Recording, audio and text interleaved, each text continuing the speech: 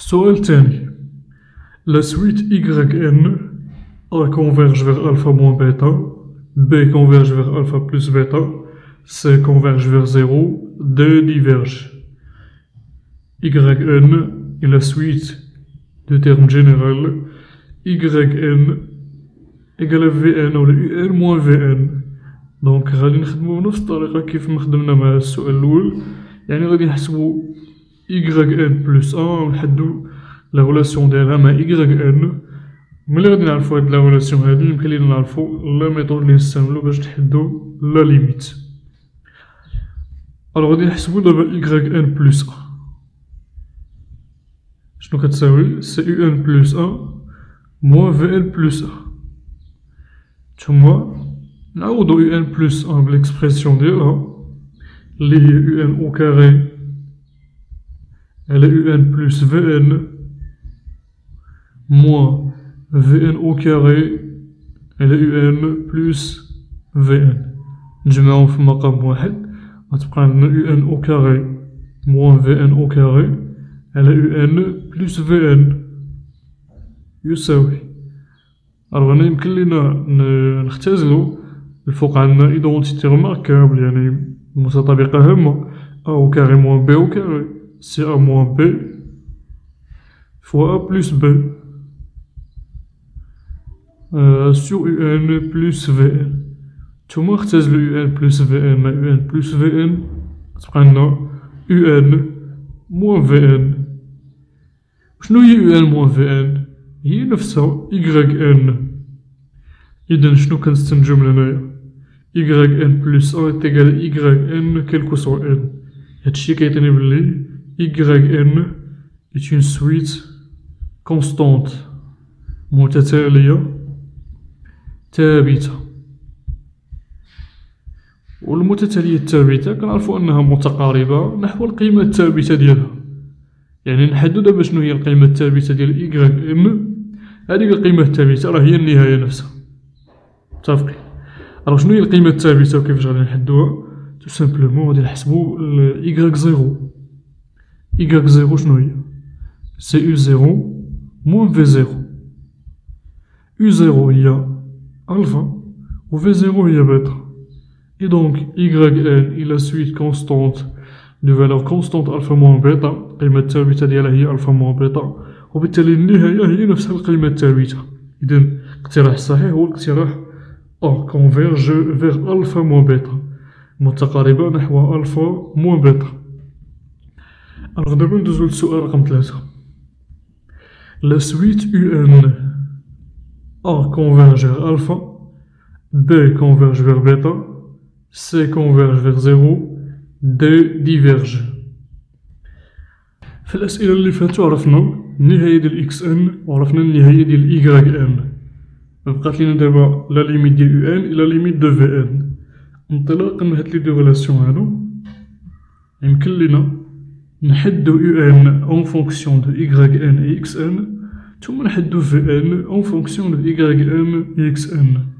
بحال النظمة هادي نحدو التعبير ديال UN بدلالة XN و YN. كنعرفو النهاية ديال XN ونعرفو حتى النهاية ديال YN. إذن يمكن لينا نعرفو النهاية ديال UN. لا ميم شوز بالنسبة ل VN.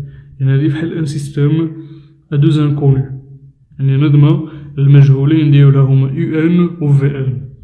غادي نعاود نكتب العلاقة ما بين XN. دونك XN est égal à UN على VN ثم YN est égal à UN moins VN. الوغ ناخدو مثلا VN من هاد العلاقة هادي ونعوضوها في هاد لا بروميير. فمن هنايا غتبقى عندنا VN كتساوي YN ولا UN moins YN. ثم نعوضوها في لا بروميير غولاسيون تبقى عندنا XN كتساوي UN على UN moins YN. يعني XN fois UN moins YN égal à UN. وبالتالي نعملو UN تبقى عندنا UN فوا XN موان 1 كتساوي. غدينا هاد UN هادي للطرف الآخر ثم عملنا تبقى ليا هنايا إكس إن فوا إيكغيك إن، وبالتالي يو إن شنو كتساوي إكس إن إيكغيك إن على إكس إن موان زا. ألوغ هنا كاين واحد المشكل هنايا، هو أنه قسمنا على إكس إن موان زا. ألوغ في أن كونكور مغاديش نمشي نتأكد أنا واش إكس إن كتخالف واحد ولا لا، باسكو أنا باغي النتيجة في اللخر، فمغاديش نمشي نتأكد منها، يعني غادي نزرب شوية، ولكن راه يمكن لينا نتأكدو بلي إكس إن يخالف واحد. كيفاش نبينو بلي إكس إن يخالف واحد؟ راه عندنا التعبير ديال إكس إن أون فونكسيون دو إن، بينا بلي إكس إن كتساوي ألفا على بيتا على بويسونس دو على بويسونس إن. إكس إن راه كيخالف واحد تو سامبلومون حيت هاد ألفا على بيتا يخالف واحد، ميمكنش عدد يخالف واحد ونرفعو أس شي حاجة ويعطيني واحد. إذا هنا بالضرورة هاد العدد هذا يخالف واحد، إكس إن إي ديفيرون دو أ. صافي دابا بويسكو حددنا يو إن أون فونكسيون ديال إكس إن و إيكغيك إن، يكفي أننا نعوضو لي ليميت، بمعنى نستعملو القواعد ديال النهايات. من هنايا راه يمكن لينا نبينو بلي لا ليميت ديال يو إن كتساوي لا ليميت ديال إكس إن فوا إيكغيك إن، اللي هي لا ليميت دو إكس إن فوا لا ليميت دو إيكغيك إن على لا ليميت دو إكس إن موان زيرو. صافي دابا نعاودو، كتساوي لا ليميت دو إكس إن شنو قلنا هي زيرو، لا ليميت دو إيكغيك إن سي ألفا موان بيتا على لا ليميت دو إكس إن سي ألفا سور شحال هي لا ليميت دو إكس إن سي زيرو عفوا سور موان زا، وبالتالي غتبقى لينا زيرو، لأن مكاينش هداك الشكل غير محدد، وبالتالي حصلنا على النهاية. دونك لا ليميت دو يو إن est 0, et donc la bonne réponse est la réponse C. السؤال رقم 4 لا سويت في ان. إذا بنفس الطريقة غادي نحدو في ان أون فونكسيون دو إكس ان و إيكغيك ان، ثم نستعملو القواعد على النهايات. إذا من خلال هاد جوج العلاقات أشنو كتساوي يو ان، أولا نرجعو غير لوحدة فيهم، نرجعو لوحدة فيهم ونعوضو هادي مثلا، ثم نخرجو في ان. الوغ في ان اشنو كتساوي؟ كتساوي يو ان مو إيكغيك ان، يو ان مو إيكغيك ان. دونك شنو كتساوي لا ليميت دو في ان؟ يمكن لينا نعوضو هنايا، نعوضو يو ان بالإكسبرسيون ديالها أون فونكسيون دو إكس ان و إيكغيك ان، أولا مباشرة ندخلو لا ليميت. لا ليميت دو في ان كتساوي لا ليميت دو يو ان موان لا ليميت دو إيكغيك ان. لا ليميت دو يو ان قلنا هي زيرو، لا ليميت دو إيكغيك ان سي ألفا موان بيتا، ألوغ غتبقى عندنا بيتا موان ألفا، وبالتالي نهاية المتتالية في ان هي ألفا هي بيتا موان ألفا. يعني دونك لا بون ريبونس هي converge vers بيتا موان ألفا اللي هي لا ريبونس B.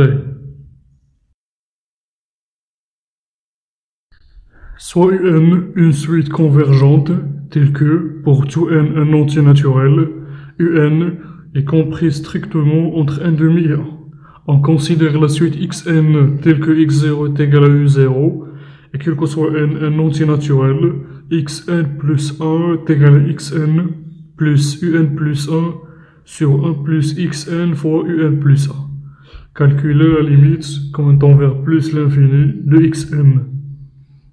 أو لتكن يو ان متتالية متقاربة تحقق لكل ان عدد صحيح طبيعي يو ان محصور ما بين واحد إلى جوج واحد. قطعا نعتبر المتتالية إكس ان معرفة بالترجع بالشكل التالي، وحسب نهاية المتتالية إكس ان.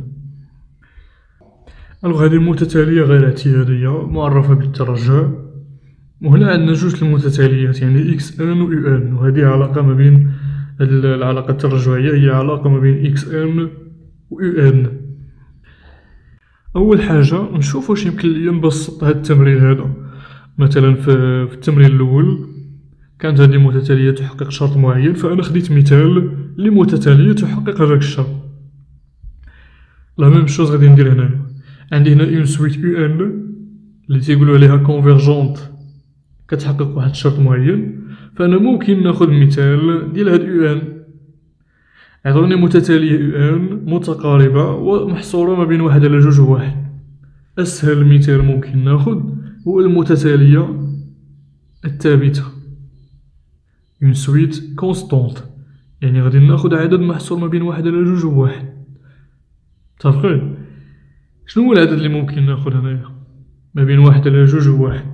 ممكن ناخد المنتصف. معرفتش ناخد المنتصف، يعني واحد على جوج زائد واحد لو تو سور دو. شنو كيساوي هذا؟ الوغ الفوق غتبقى عندي تلاتة على جوج تبقى عندي تلاتة على ربعة. دونك انا غادي ناخد يو ان إيكال 3 سور 4 كيلكو سوا ان. فهذه متتالية متقاربة كونفيرجونت وتحقق هذا الشرط هذا. الوغ دابا نمشي نشوف شنو هما المعطيات الجداد اللي غادي يوليو عندي. الوغ إكس زيرو تيغال يو زيرو. شنو هي يو زيرو؟ سي 3 سور 4. إكس ان بلوس أ هي إكس ان بلوس يو ان بلوس أ هي نفس 3 سور 4. إلا كانت يو ان كتساوي 3 سور 4 فحتى يو ان بلوس أ كتساوي 3 سور 4، حيت هادي اون سويت كونستونت متتالية ثابتة على واحد زائد إكس ان فوا يو ان بلوس أ. 3 على 4 فوا إكس ان. شنو تلاحظو على هاد المتتالية الجديدة؟ أنها تكتب على شكل متتالية معرفة بالترجع مرتبطة بالدالة إكس ان بلوس أ كتساوي اف دو إكس ان، حيث الدالة اف هي الدالة التي تربط إكس بإف دو إكس يساوي نعود إكس ان بإكس، يعني إكس زائد 3 على 4 على واحد زائد 3 على 4 فوا إكس. يعني قلنا في الحصة السابقة كيفاش كنتعاملو مع هاد المتتاليات. كنحدو رتابة المتتالية، ثم كنشوفو واش المتتالية مكبورة غير مكبورة، مصغورة غير مصغورة. هاد الأمور هادو باش يمكننا نتأكدو من النهاية ولا نتأكدو بلي واش هاد المتتالية متقاربة أو لا. إلا كانت متقاربة فالنهاية ديالها هي حل المعادلة اف دو إكس يساوي إكس. أنا إلا معرفتش ندير الخطوات الأولى، ديال مكبورة غير مكبورة ثم الرتابة وهادشي، غنمشي مباشرة غنحل المعادلة اف دو إكس يساوي إكس. حيتاش إلا المهم معنديش الوقت مثلا أولا يعني مبقاش ليا الوقت أولا لقيت صعوبات في الخطوات الأولى، فغادي ندير حل المعادلة مباشرة ونكتب الجواب. وغادي نشوفو بلي فعلا غادي نلقاو بلي المتتالية متقاربة، وبالتالي غادي يكون الحل فعلا هو حل المعادلة اف دو إكس يساوي إكس. قلنا الرتابة هي أول حاجة. غادي نمشيو نحسبو إكس واحد. ألو إكس واحد شنو كتساوي؟ هي إكس زيرو يعني 3 على 4 زائد 3 على 4 على واحد زائد 3 على 4 في 3 على 4 فوا 3 سور 4 هي تساوي على 16.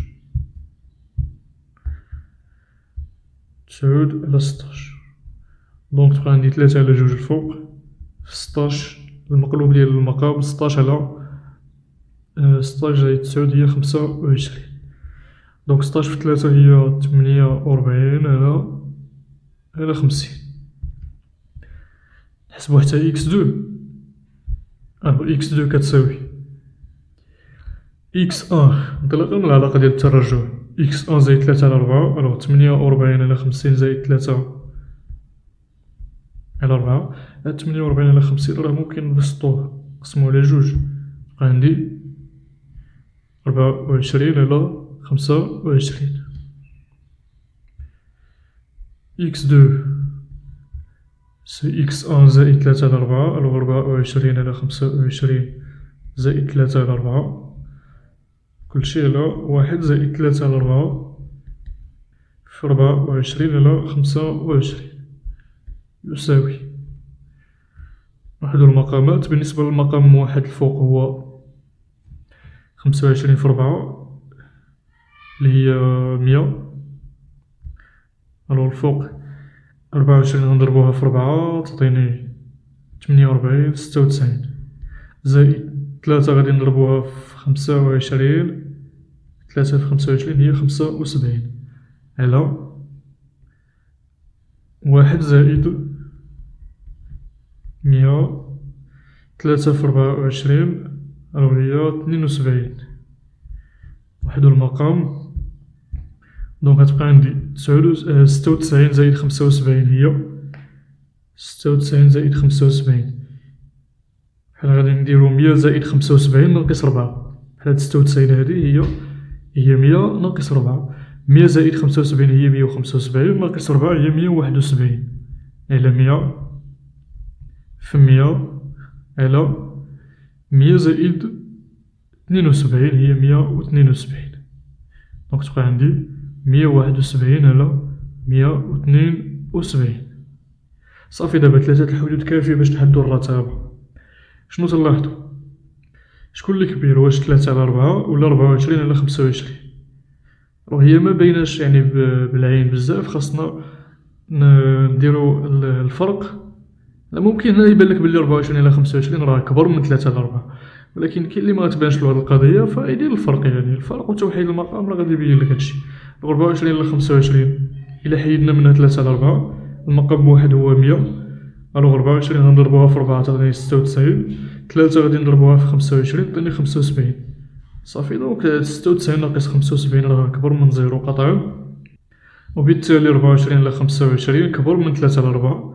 بنفس الطريقة راه 171 على 172 راه كبر من 24 على 25. إذا تلاحظوا بلي المتتالية المتتالية إكس أن تزايدية قطعا.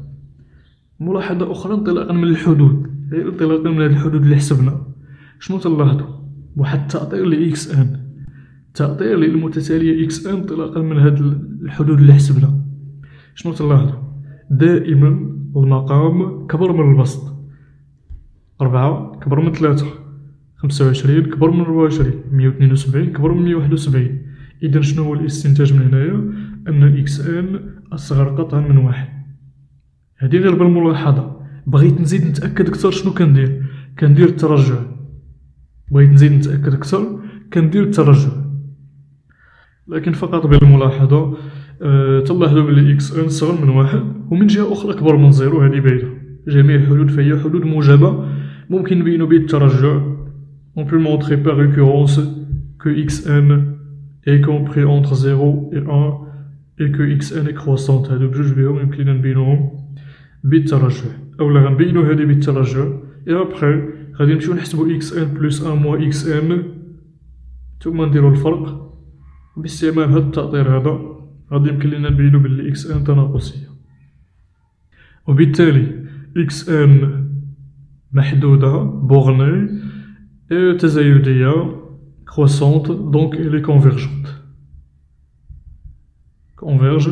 وبالتالي نهاية المتتالية هي حل المعادلة f de x يساوي x. نعاودو دابا x زائد 3 على 4 على 1 زائد 3 على 4 في x كتساوي x. دونك x زائد 3 على 4 كتساوي x au carré زائد 3 على 4 لا x زائد 3 على 4 في x au carré.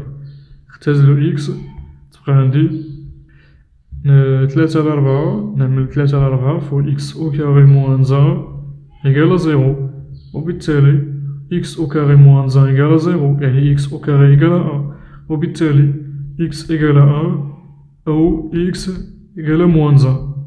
باش غادي نحدو النهاية واش 1 ولا ناقص 1 غادي نمشيو نشوفو المجال اللي كينتمي ليه العدد إكس أن، هداك التعطيل اللي حددنا. دونك إكس أن هنا محصور ما بين 0 و 1، وبالتالي الحل اللي غادي ناخد هو ال يساوي 1، وبالتالي نهاية هذه المتتالية هي ال إيكال 1. إذا هذه هي أسرع طريقة ممكنة باش نجاوبو على هذا السؤال، لكن افترضوا أننا باغي نجاوبو على هذا السؤال هذا بلا ريداكسيون، يعني تكون الأمور كما ينبغي. يعني ما ناخدوش هذاك المثال ديال يو ان متتالية محصورة ما بين 1 إلى 2 و 1 اللي هي المتتالية الثابتة، غنخليو يو ان كيف ما كانت. أول حاجة نديرو الرتابة، غادي نحسبو إكس ان بلس 1 موان إكس ان. شنو كتساوي هادي؟ سي إكس ان بلس يو ان بلس 1 sur 1 plus xn fois un plus 1 moins xn fois 1 plus xn fois un plus 1. ونوحدو المقام، فغتبقى عندنا xn moins xn مشات بقى عندنا un plus 1 moins xn au carré fois un plus 1. على واحد plus xn fois un plus 1. نعملو الفوق un plus 1 تبقى عندي un plus 1 fois واحد ناقص xn au carré sur 1 plus xn fois un plus 1. un plus 1 هذا راه كبر قطعا من زيرو حسب المعطيات، بيسكو ان راه كبر قطعا من واحد على جوج، دونك راه كبر من زيرو. بقى لينا مشكل دابا في المقام، واحد بلوس اكس ان فوا ان بلوس ان، وفي هاد واحد مو اكس ان او كاري. بالنسبة لواحد بلوس اكس ان فوا ان بلوس ان هادي موجبة قطعا، ان موجبة، اكس ان موجبة بالترجع، ممكن نبينوها بالترجع أولا بحساب هاد القيم. ديما ديك القضية ديال حساب هاد القيم يعني اكس زيرو اكس ان اكس دو كتكون مهمة ومفيدة جدا في هاد الأسئلة هادو. الوغ إلا حسبنا اكس زيرو اكس ان و اكس دو غادي نلاحظو بلي راهم قيم موجبة، وممكن نبينوها حتى بالترجع. بالترجع راها ساهلة بزاف. إلا افترضنا بلي اكس ان موجبة، دونك هذا موجب، يو ان بلس ان موجب، واحد موجب، اكس ان فوا يو ان بلس ان موجبة حسب الترجع. إذا اكس ان بلس ان حتى هي موجبة، وبالتالي بينا بالترجع بلي اكس ان هي متتالية موجبة. إذا المقام هو موجب قطعا. بقى لينا دابا هادو واحد مو اكس ان او كاري. ديجا حسبنا بعض القيم ل اكس ان ولاحظنا بلي اكس ان دائما كتكون صغر من واحد. الوغ بالملاحظة بينا بلي اكس ان صغر من واحد، دونك اكس ان او كاري صغر من واحد، وبالتالي واحد مو اكس ان او كاري، واحد مو اكس ان او كاري كبر قطعا من زيرو. يمكن لينا نبينوها حتى بالترجع. بالترجع حتى هي راه ساهلة. غادي نديرو نفترضو اكس ان صغر من واحد، ونمشيو نحسبو اكس ان بلس ان ناقص واحد، ونستعملو الفرضية ديال الترجع. الوغ نديرو هاد القضية هادي، اكس ان بلس ان موانز ان شنو كتساوي؟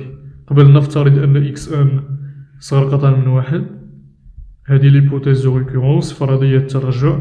نحسبو اكس ان بلس ان موانز ان، نعاودو اكس ان بلس ان بليكسبرسيون ديالها، سي اكس ان بلس يو ان بلس ان على ان بلس اكس ان فوا يو ان بلس ان موانز ان. وحدو المقامات تبقى موانز ان مو اكس ان فوا يو ان بلس ان. دونك ان بلس اكس ان فوا يو ان بلس ان، والفوق غتبقى عندي اكس ان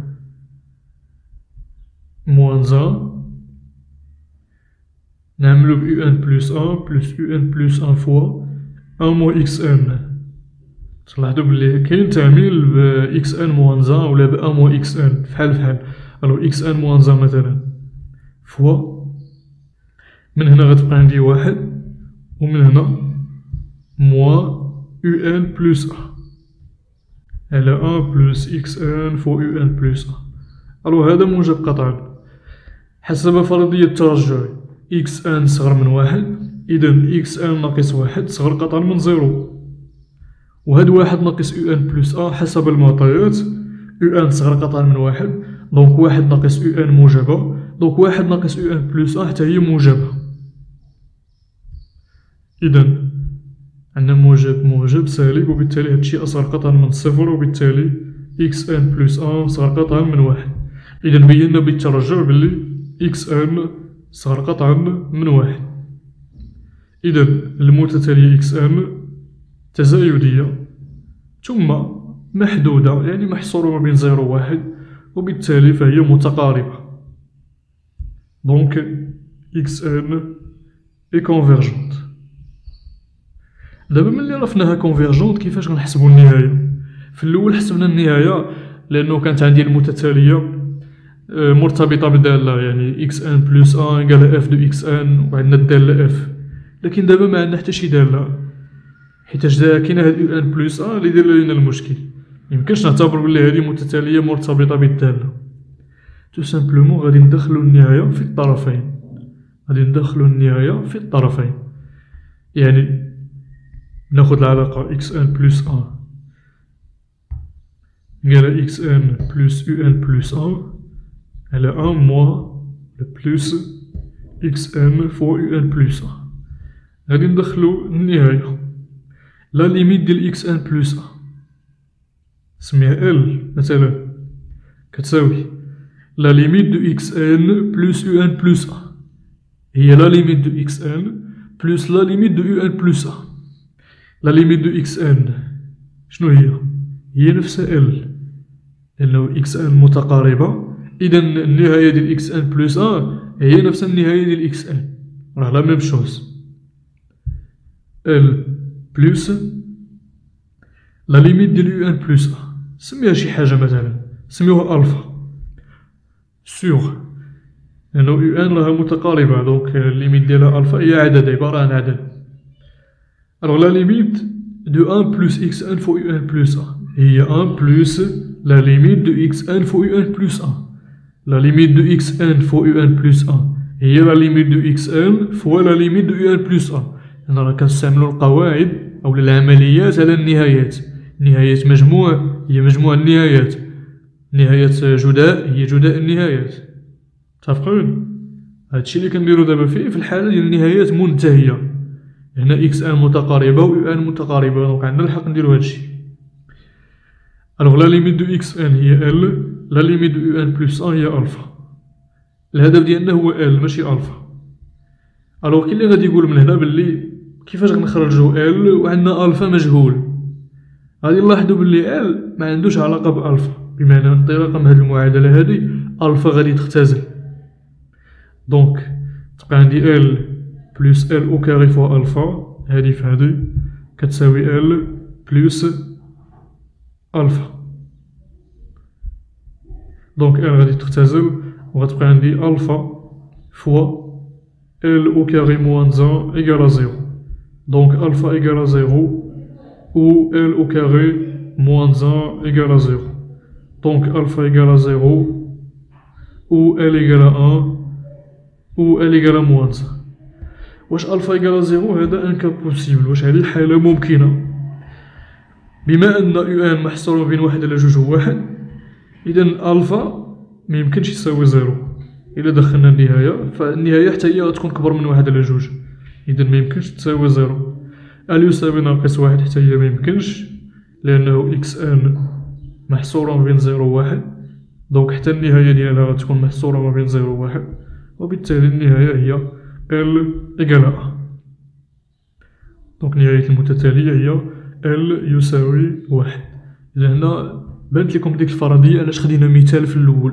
لاحظوا أنه ألفا هنا ما عندوش علاقة بالنهاية ديال المتتالية أو أن أو إكس أن، يعني خذ المتتالية متقاربة كيف ما كانت، في الأخير النهاية غتكون هي واحد كيف ما كانت المتتالية أو أن، ولكن بشرط أنها تحقق هذوك الشروط ديال أنها تكون متقاربة والحدود ديالها محصورين ما بين واحد على جوج و واحد.